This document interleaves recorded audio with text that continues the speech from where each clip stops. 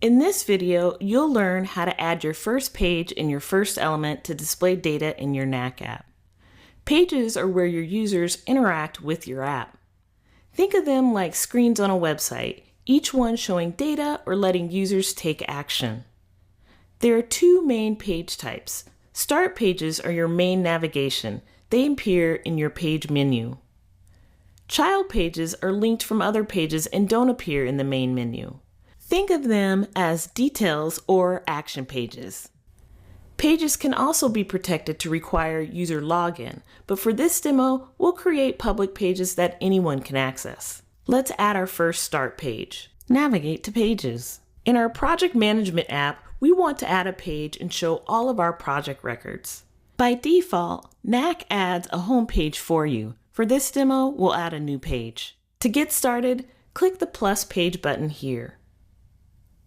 Give your page a name like Projects. Now you have a blank page ready for elements. Elements are the building blocks that display your data. They can be tables, forms, searches, maps, calendars, and more. Without elements, your pages are just empty containers. Let's add our first element. Click the plus element button on your new page. We'll choose a table to display our project records.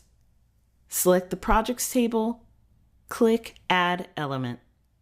Knack automatically adds a table with the first few fields from your table. Need to make changes? Click on any element to access settings in the right panel.